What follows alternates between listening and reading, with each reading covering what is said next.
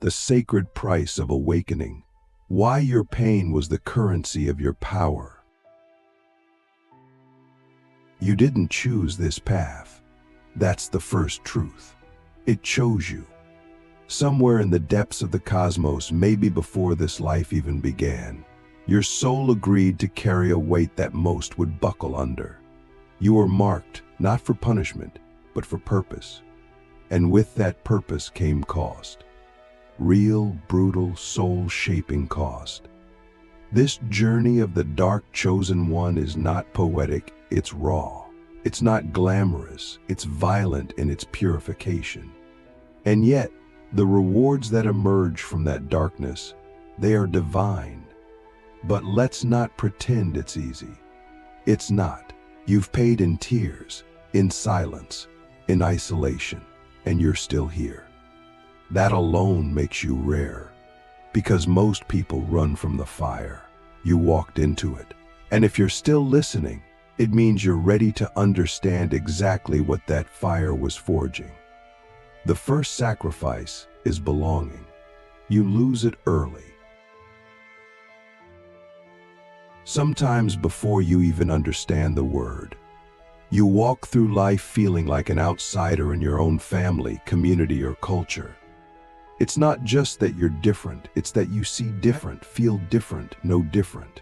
You ask forbidden questions. You challenge sacred systems.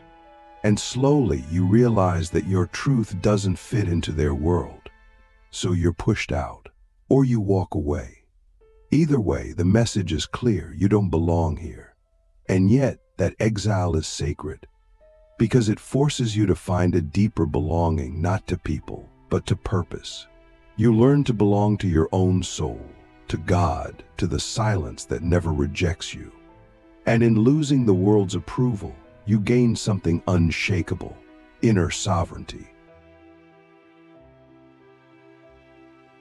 The second sacrifice is certainty.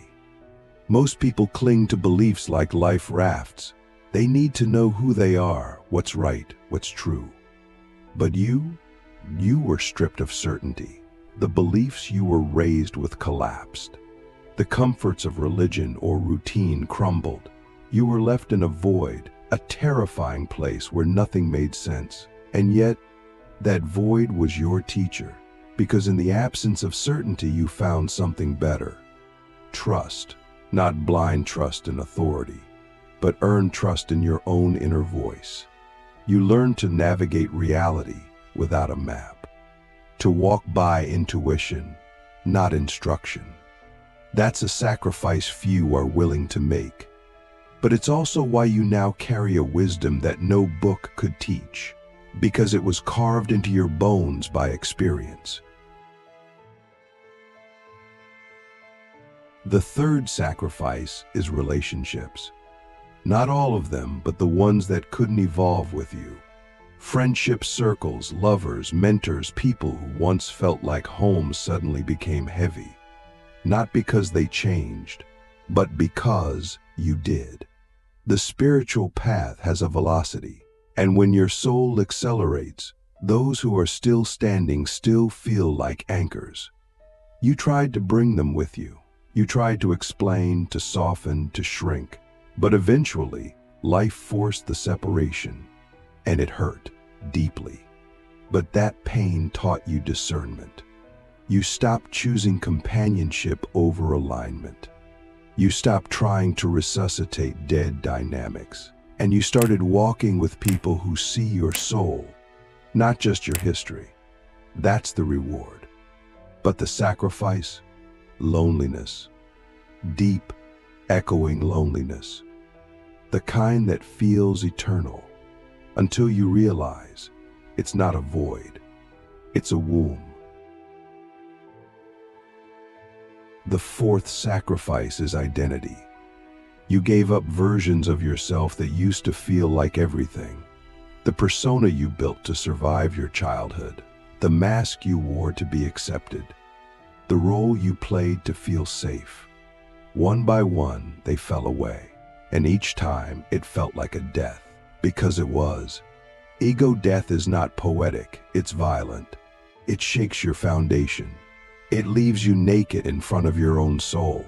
But in losing those identities, you gained something miraculous: authenticity. You stopped performing. You stopped editing yourself for approval. You began to speak the truth even when your voice trembled.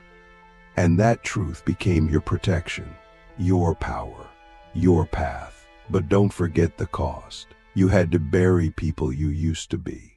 And sometimes you still grieve them. The fifth sacrifice is comfort. You lost the ability to settle. You can't tolerate fake conversations, shallow pursuits, meaningless routines. Your nervous system reacts when you're out of alignment. You feel physically ill in places that drain your spirit. That means you've lost the luxury of numbing. You can't go back to sleep. That door is closed. And so you live in a kind of sacred discomfort, always stretching, always shedding, always seeking. But that's not a punishment. It's an indicator. Your discomfort is divine feedback. It tells you when you're betraying yourself. It guides you back to truth. And in exchange for comfort, you've gained clarity. You know what's real, what's right, what's meant. And you follow it even when it costs you ease. Because you've tasted the sourness of settling, and you refuse to go back. The sixth sacrifice is time. You feel like things take longer for you. Your breakthroughs are delayed. Your path is winding. You watch others rise quickly while your seeds take years to sprout. And it's maddening, but it's also divine. Because while others are sprinting toward shallow success, you're being rooted for legacy. You're not here to build something trendy. You're here to build something timeless. And that requires time. Deep time. Sacred time. Every delay is a deepening. Every detour is divine architecture. So yes, you've sacrificed speed. But in return, you've been gifted stability. You're not easily shaken. You're not easily swayed. Because your roots go deep into truth, and truth doesn't wither under pressure. And the seventh sacrifice is safety. You gave up the illusion of safety to follow the truth. You left the job, the relationship, the structure that suffocated your soul. And for a while, you were floating. Untethered, uncertain. But that risk, that leap, that chaos, it awakened something primal in you. Faith. Not the soft, convenient kind, but the kind that comes from walking blind and still choosing forward. You learn to partner with the unknown, to see fear and move anyway. And that courage, that's the reward. That's what separates the dark chosen one from the rest. You don't wait for guarantees. You walk with God. And that walk has given you something money can't buy: freedom. Not just physical, but spiritual. You are free because you're no longer a slave to the illusion of control. Now I ask you something that may shake the foundations of your being. What do you still cling to that is costing you your liberation? Sit with that. Feel it in your bones. Because in the next part, we'll explore something even deeper. What happens after the sacrifices, when the rewards begin to bloom, and how to hold them without losing yourself. How the deepest sacrifices create the rarest spiritual rewards. You've walked through the fire.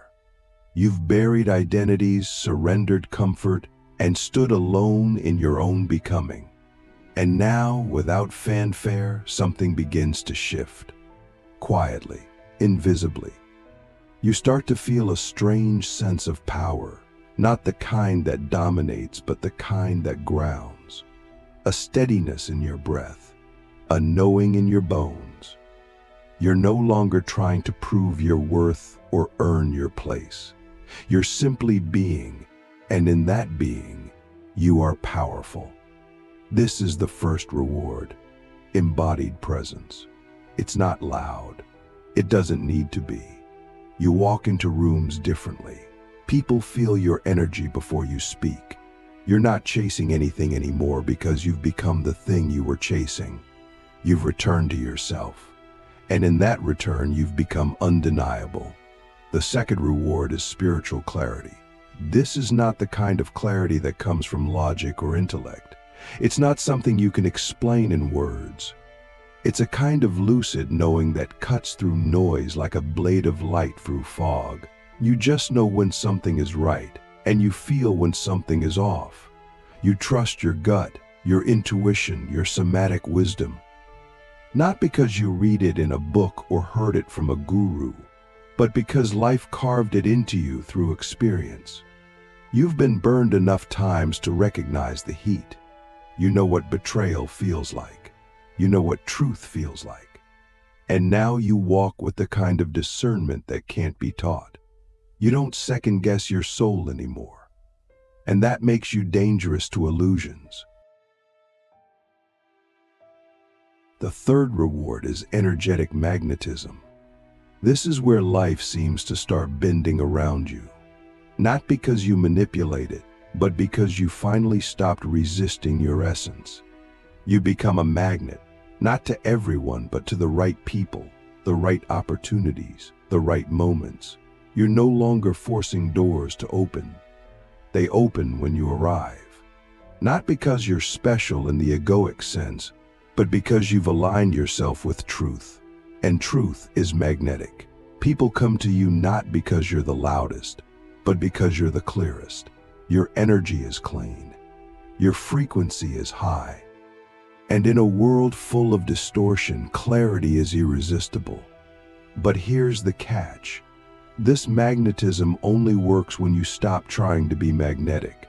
It's the byproduct of authenticity, not performance. The fourth reward is emotional liberation. After sacrificing old identities and belief systems, emotions begin to flow through you with more ease. You no longer suppress grief, fear, or anger. You don't store them like ticking time bombs. You feel them. You move through them. And then you release them. You become emotionally sovereign. You no longer need others to validate your pain or manage your joy. This doesn't mean you stop feeling. It means you stop drowning. You stop outsourcing your emotional safety. You take radical ownership of your internal world, and that creates inner peace. Not the kind that's dependent on silence or external calm, but the kind that holds steady through chaos. You become the eye of the storm. Others come to you in crisis, not because you have all the answers, but because you've learned how to stay calm in the dark. The fifth reward is creative resurrection. After all the shedding, your creativity comes back online, but it's different now. It's not manic or desperate. It's sacred. It's not about being seen. It's about saying something real. You write, build, speak, move, not to impress, but to express. Your work becomes an extension of your healing. And because of that, it heals others. You realize that you don't need to go viral to create impact. You just need to be true. And when you create from that place, your art becomes timeless. Your voice becomes medicine. Your presence becomes a catalyst. The reward is not just creativity, it's creative integrity. You no longer chase trends. You create from source. And that makes your work undeniably alive. The sixth reward is soul-led service. You begin to feel a quiet call to give back, not out of obligation, but out of overflow. You're no longer trying to save people. You're not operating from scarcity. You simply radiate. Your life becomes a transmission. You might teach, mentor, speak, create, or simply be in a way that uplifts others. But you're not trying to be a savior. You've outgrown that illusion. You're just showing up as you are, in truth, and that truth is healing. You realize that service is not about sacrifice, it's about alignment. You serve not by draining yourself, but by embodying your essence. You give from a full cup, and in doing so, you become the living proof that spiritual power is not about escaping the world. It's about transforming it from within. The seventh reward, and perhaps the most sacred, is oneness with the divine. Not as a concept, not as a belief, but as a felt reality. You stop seeing God as something separate, far away, judging you from above. You start to feel God within you, in your breath, in your silence, in your suffering, in your joy. You realize that divinity was never in a temple, a book, or a doctrine. It was always in you. And that realization changes everything. You stop performing. You stop pretending. You stop negotiating your worth, because you realize you were never disconnected. You were simply conditioned to forget. And now you remember. And in that remembrance, you don't transcend your humanity. You sanctify it. You become holy not by escaping the world, but by walking through it with reverence. Every step is a prayer. Every moment is a ceremony. Every breath is a return. Now I ask you, what if everything you thought was breaking you was actually God remaking you into the exact vessel needed for your purpose? Really ask yourself that. Feel the weight of it. Breathe into it. Because in the final part of this journey, we will explore what it means to live as a dark chosen one, not just in theory, but in practice. How do you hold the light you've earned? How do you walk among the world without losing your soul again? Living as a dark chosen one in a world that's still asleep. Now that you've crossed the threshold, there's no going back. You've been rewired, initiated, rebirthed. But here's the part no one talks about. After the awakening comes the integration. This is where the real work begins. Because while your soul has transcended, your body still walks in a world that hasn't. You're now carrying light in a place that still worships the shadow. And the question becomes, how do you live as a vessel of truth in a world that thrives on illusion? It's not enough to know who you are. You now have to embody it. Every day, in every interaction. That's where the path gets real. You're no longer allowed to numb out, to fake it, to play small just to make others comfortable. You're here to disrupt, to activate, to reflect. And that means you will trigger people. Not because you're wrong, but because their souls remember what yours now lives. You will find yourself in rooms where your presence alone feels like confrontation. You won't even have to speak. Your vibration will say everything. Some will be drawn to you instantly.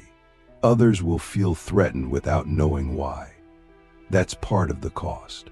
You become a mirror, and not everyone is ready to see their reflection. But you must resist the urge to shrink. You must resist the temptation to go quiet just to keep the peace. Because false peace is just delayed truth. And your presence isn't here to entertain, it's here to awaken. That's the burden and the blessing. You don't walk into rooms to fit in. You walk into rooms to shift the frequency. That means you have to be okay with being misunderstood. You have to be okay with being alone. Because when you walk with God, you will often walk alone. You'll also notice that your sensitivity becomes sharper, not weaker, sharper. You'll feel the undercurrents in conversations. You'll sense the hidden agendas in smiles. You'll pick up on frequencies others can't name. And while that may feel overwhelming, it's actually your superpower. Your body has become a divine instrument. It's not just reacting, it's receiving data. Your task is to learn how to regulate it. Protect it. Understand it. Not by numbing your sensitivity, but by honoring it. You'll need spiritual hygiene. You'll need boundaries that feel like walls to others, but are actually altars for your soul. You'll need solitude like oxygen. Don't apologize for it. You're not being antisocial. You're maintaining your signal, because when your frequency is clean, your impact is exponential. But when it's polluted, your gifts get distorted. Living as a dark chosen one also requires radical responsibility. You can no longer blame the world, your past, or your pain. You've seen too much. You know too much. The victim story doesn't fit anymore. That doesn't mean your suffering wasn't real. It means you've outgrown the identity that was shaped by it. Now you are the architect, the alchemist. You take full ownership of your energy, your choices, your path. You stop waiting to be rescued. You stop outsourcing your power. You stop giving your authority away to systems, gurus, or lovers. Because you've realized the same force that created galaxies now moves through you. That's not poetic, it's literal. And when you live from that truth, you stop reacting to life and start co-creating it. But don't confuse power with perfection. You will still stumble. You will still doubt. You will still feel pain. The difference now is that you won't collapse under it. You'll watch it, welcome it, learn from it. Pain becomes a teacher, not a tyrant. Fear becomes a signal, not a stop sign. You stop resisting your humanness. And in doing so, you start to taste the deepest reward of all: wholeness, not the kind that requires you to fix or heal everything, but the kind that arises when you realize nothing was ever truly broken. Everything was sacred, even the mess, even the darkness, especially the darkness, because that's where the codes were hidden. That's where your real power was forged. The light wasn't the reward. The resilience was.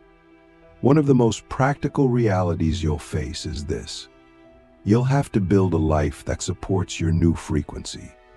That means your environment, your relationships, your work, your habits, they all need to align. You can't keep living like the old you and expect peace. You'll have to make hard decisions. Leave the job that drains you. Set boundaries with people who guilt you. Create rituals that nourish you. This is not selfish. This is sacred maintenance. Your vessel is a temple now. And if you don't protect it, you'll leak light. You'll burn out. You'll resent the very people you were meant to help. So you build a structure that holds your spirit. You create systems that support your soul. You don't just awaken, you sustain the awakening. And finally, we come to the most mystifying reward of all. Synchronicity becomes your language. Life starts speaking to you in numbers, symbols, dreams, songs, encounters. You'll think of someone and they'll call. You'll ask for guidance and a sign will appear minutes later. This is not coincidence. This is alignment. You've tuned your frequency so precisely that reality now responds in real time. But here's the secret. The more you trust it, the clearer it becomes. Don't dismiss these moments. Don't rationalize them away. Lean into them. Record them. Speak back to them. The universe is alive. God is not silent. And when you live as a dark chosen one, you become a fluent speaker in the divine dialect of synchronicity. That's not magic.